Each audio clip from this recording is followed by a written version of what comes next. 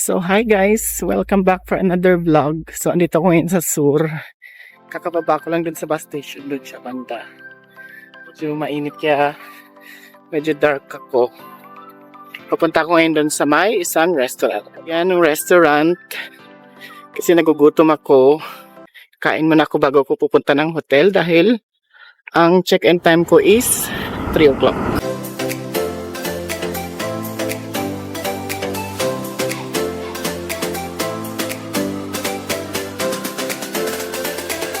Mali pala yung nakita ko, ayun pala siya sa kabilang side. Tatawid ako dito. So, may nakita tayong something good na display dito. And doon na yung pupuntahan ko. So by the way, naghanap kasi ako ng makainan talaga kanina pa bago pa dumating dito. Kaya lang wala talagang ibang choice dahil merong McDonald's or KFC. Ando naman sa malayo. So dito na lang ako.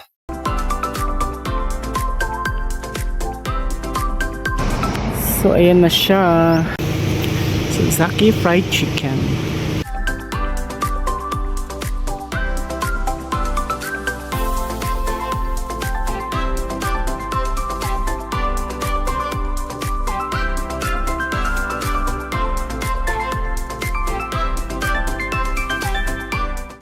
So yun, kumakain na ako kasi kailangan matapos so dahil mag-check-in na ako and may bibisit ako na area kasi 3 ngayong hapon. Then 2 bukas. So yun yung order. Kain na.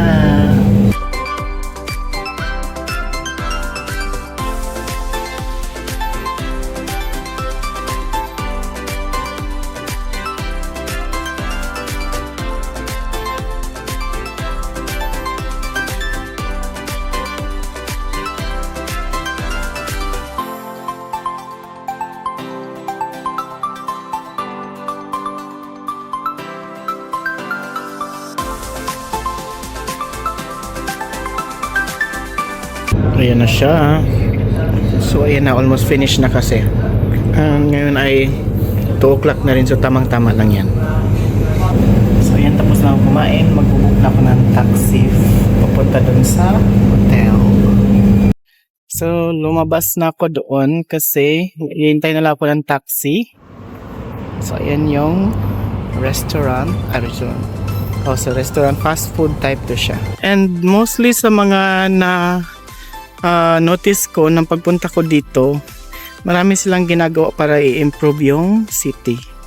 And yan, merong isang cinema dyan. So ganito siya dito. Ganito lang siya ka-simple. Ito again yung ZFC. A few inches later.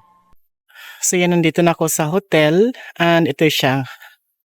So yan ang hotel apartment na mag-stayan ko ngayon hanggang bukas dito sa Sur. So,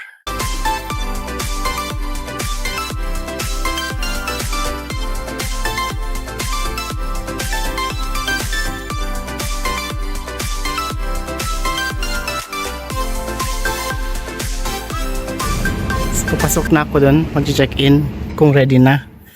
Kung di pa, maghihintay.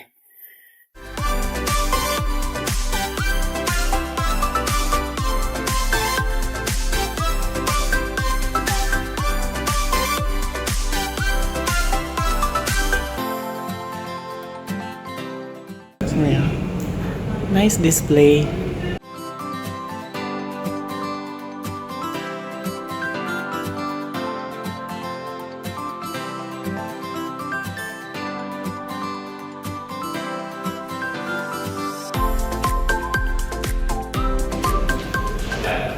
Meron pa pala dito.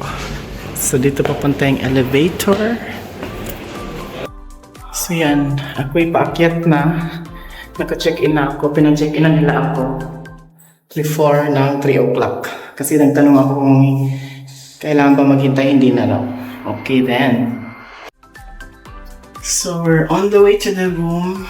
Ganito lang yung elevator nila, maliit pala pero okay lang, malinis naman. So yan yung rooms na sa second floor ako.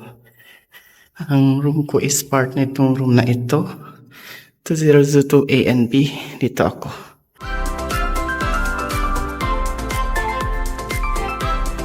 So sabi niya dito 2002B. Ito siya.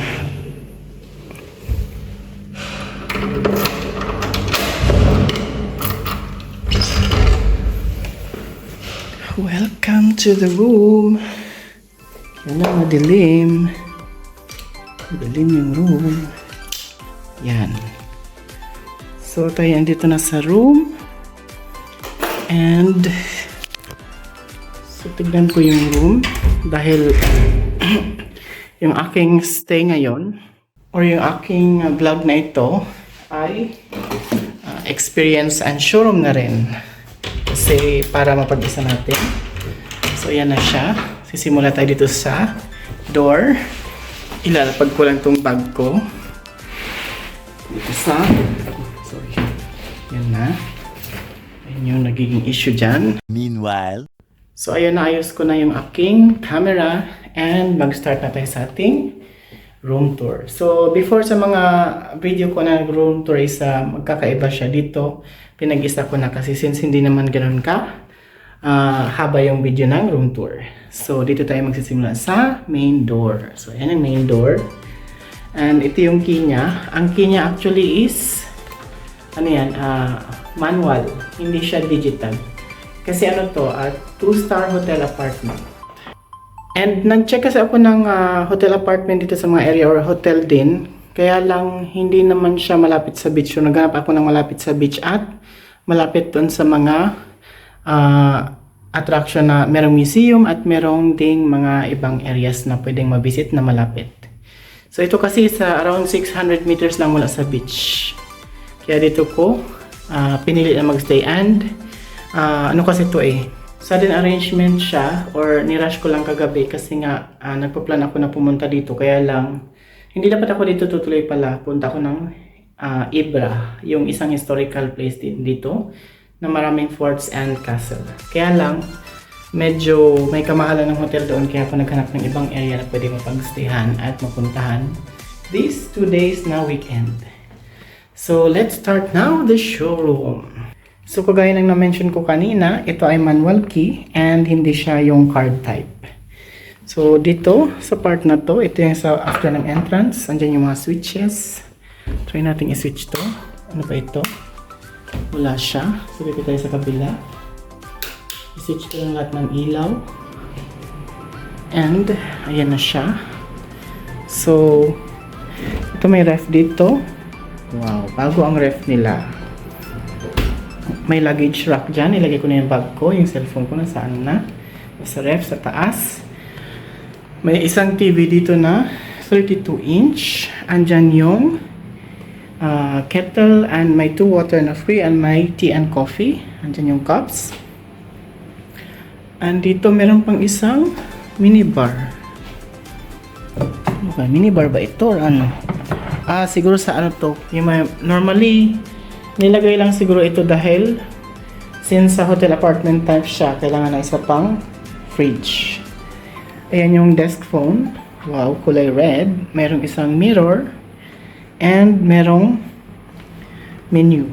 So menu kasama nung ZFC kasi isang group lang pala ito sila. ZFC daw yan sa Zaki Fried Chicken, Zaki Hotel Apartment, and Zaki Restaurant dito sa side na to. So dito naman meron siyang window. Tignan natin. Ito yung nakaharap sa road. So ganyan ang window niya. Yun ang makikita dyan. Which is okay naman. And doon kasi ako pupunta mamaya sa part na yan. Kasi andun yung museum. Dito sa kabila. Ganon din. Parehong type ng window. And yan yung sa may side ng bed na tissue box holder and mga remote nandito. Ayan naman yung bed. So yan ang bed, king bed yan. And nandyan yung AC sa tapat niya. And by the way, na notice ko sa furnitures nito, napakaganda ng design nila and hindi siya hindi to lapitin ng dust actually. So again, isa pang focus sa bed. So in terms of design and setup, masasabi ko na itong 2-star hotel apartment na ito is much better than the previous na napagstayhan ko. Saan ba yun? Yung sa Dubai pa rin yun. Yung sa Dubai 4-star yun, pero grabe ano siya. Hindi siya ganito ka ayos.